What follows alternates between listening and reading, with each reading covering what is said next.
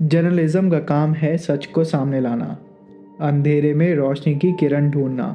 लेकिन क्या हो जब सच बताने वाली एक आवाज़ को हमेशा के लिए खामोश कर दिया जाए और उसकी मौत खुद एक ऐसी पहेली बन जाए जिसका सच आज तक धुंधला है। ये कहानी है 22 साल की निरुपमा पाठक की। एक ऐसी ब्राइट और टैलेंटेड जर्नलिस्ट जिसके सपने समाज की पुरानी सोच से टकरा गए। ये एक ऐसी डेथ मिस्ट्री है जिसमें प्यार, ऑनर, परिवार और कानून के बीच में एक ऐसी लड़ाई हुई जिसका अंजाम सबके लिए अलग अलग था।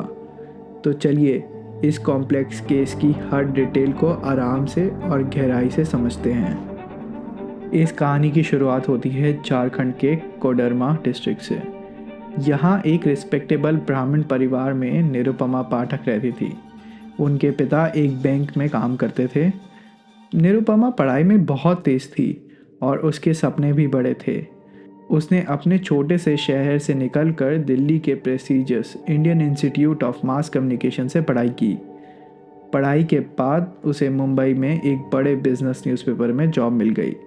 सोच के देखिए, एक यंग लड़की अपने दम पर अपने करियर में आगे बढ़ रही थी। वो आज़ाद थी, इंडिपेंडेंट थी और अपनी लाइफ अपनी शर्तों पर जीना चाहती थी। मुंबई में ही काम करते हुए निरुपमा की लाइफ में प्यार ने दस्तक दी। उसे अपने कोवर्कर और फेलो जर्नलिस्ट प्रियंशु रंजन से प्यार हो गया।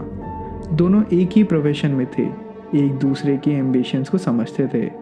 उनका रिश्ता मजबूत होता गया और उन्होंने शादी करने का फैसला कर लिया।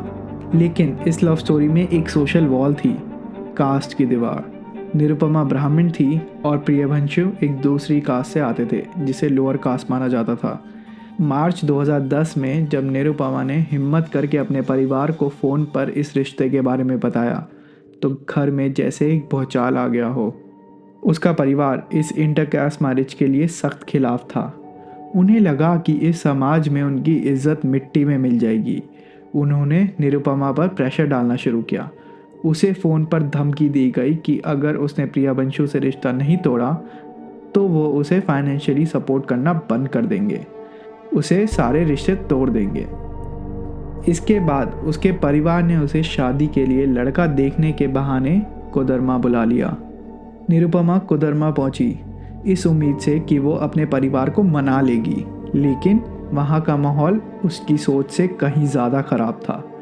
उस पर ज़बरदस्त प्रेशर बनाया गया। रिपोर्ट्स के मुताबिक उसे घर में एक तरह से कैद कर लिया गया। उसको अकेले बाहर जाने नहीं दिया जाता था। इस बीच एक और बात सामने आई जिसने सिचुएशन को और कॉम्प्लिकेटेड कर दिया। निरुपमा प्रेग्नेंट थी। पोस्टमार्टम रिपोर्ट ने बाद में ये कंफर्म किया। ये बात उसने अपने परिवार को बताई थी या नहीं, ये साफ नहीं है, लेकिन आप अंदाज़ा लगा सकते हैं कि इस खबर ने परिवार के प्रेशर को और कितना बढ़ा दिया होगा। और फिर आई वो मनहूस तारीख, अप्रैल 29, 2010। उस दिन निरुपमा पाठक अपने घर के बाथरूम में डेड पाई गई। यहाँ से कहानी में पहला जोड़ शुरू होता है। परिवार ने पुलिस को शुरू में बताया कि उनकी बेटी ने सुसाइड किया है, लेकिन उन्होंने दो अलग अलग कंफ्यूजिंग बातें कही। पहले कहा कि उसने करंट लगाकर जान दी है, फिर बाद में स्टोरी बदलकर कहा कि उसने फांसी लगा ली है। एक ही घटना की दो अलग अलग कहानियाँ। इसने पुलिस को पहले ही दिन से अलर्ट कर दिया। जब निरुपमा के पोस्टमार्टम रिपोर्ट आई तो केस ने एक बड़ा मोड़ ले लिया। रिपोर्ट ने परिवार की सुसाइड थ्योरी पर एक बड़ा सवाल खड़ा कर दिया। रिपोर्ट में साफ लिखा था कि मौत दम घुटने की वजह से हुई थी, जैसे किसी ने तकिए जैसी चीज़ से उसका मुंह और नाक दबाकर उसे मारा हो।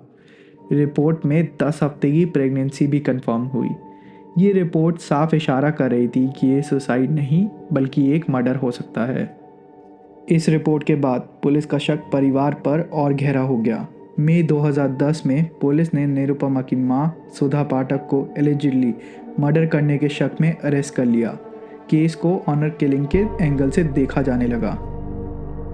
लेकिन कहानी में एक और शॉकिंग ट्विस्ट आया। निरुपमा के परिवार ने उल्टा उसके बॉयफ्रेंड प्रियंशु रंजन पर ही एफआईआर फाइल कर दी। उन्होंने प्रिभांशु पर रेप और निरुपमा को सुसाइड के लिए उकसाने जैसे गंभीर आरोप लगाए। सोच के देखिए, एक तरफ प्रिभांशु अपनी गर्लफ्रेंड के लिए इंसाफ मांग रहा था और दूसरी तरफ उसे ही इस केस में आरोपी यानी एक्यूज बना दिया गया।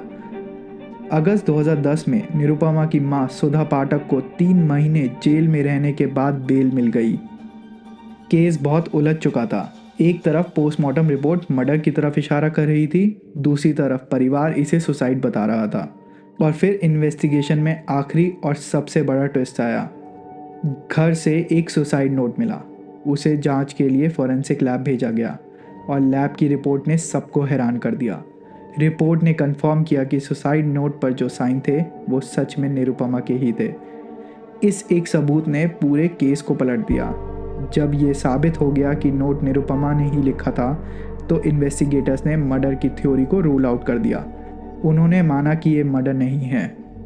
लेकिन अगर ये मर्डर नहीं था तो पोस्टमार्टम रिपोर्ट में दम घुटने की बात क्यों आई? और अगर ये सुसाइड था तो इतना प्रेशर किसने बनाया? इसका जवाब भी इन्वेस्टिगेशन में मिला। निरुपमा द्वारा प्रिभांशु को भेजा गया एक SMS मैसेज। उस मैसेज में ऐसा इशारा मिला कि मौत वाले दिन निरुपमा के परिवार ने उसे ज़बरदस्ती बाथरूम में बंद कर दिया था। अब पूरी तस्वीर साफ हो रही थी। ये सुसाइड अंडर ड्यूरेस का केस हो सकता था। मतलब किसी ने उसे मारा नहीं, लेकिन उसके लिए ऐसी सर्कमस्टेंसेस बना दिए, उस पर इतना मेंटल प्रेशर डाला कि उसे मजबूर होकर अपनी जान ले ली। इस केस का अंजाम क्या हुआ? प्रिभांशु रंजन, जिन पर इतने गंभीर आरोप लगे थे, उनके खिलाफ पुलिस को कोई सबूत नहीं मिला। झारखंड हाई कोर्ट और लोकल कोर्ट दोनों ने उन्हें सारे आरोपों से बरी कर दिया, यानी ही वॉज फुल्ली एक्विटेड। तो फाइनल आउटकम ये निकला कि कोर्ट ने मर्डर की बात को नकार दिया और सुसाइड नोट के बेसिस पर इसे सुसाइड माना। लेकिन ये केस आज भी एक बड़ा सवाल छोड़ जाता है। भले ही कोर्ट ने इसे सुसाइड माना हो, पर क्या निरुपमा सच में मरना चाहती थी या उसे इतना मजबूर कर दिया था कि उसके पास कोई रास्ता नहीं बचा? क्या एक इंसान को इस तरह कैद करना और उस पर इतना प्रेशर डालना, उसे मरने के लिए मजबूर करना, कानून की नज़रों में शायद ये मर्डर ना हो, पर क्या समाज की नज़रों में ये एक हत्या नहीं है? निरुपमा पाठक का केस ऑनर किलिंग और इंटरकास्ट रिलेशनशिप के प्रेशर पर एक बहुत बड़ा सोशल कमेंट्री है। ये हमें बताता है कि कभी कभी कातिल सिर्फ एक इंसान नहीं, समाज की गंदी सोच भी होती है। आपको इस केस के बारे में क्या लगता है? क्या ये सुसाइड था या फिर प्रेशर में लिया गया एक फैसला? अपने थॉट्स नीचे कमेंट में ज़रूर शेयर करें।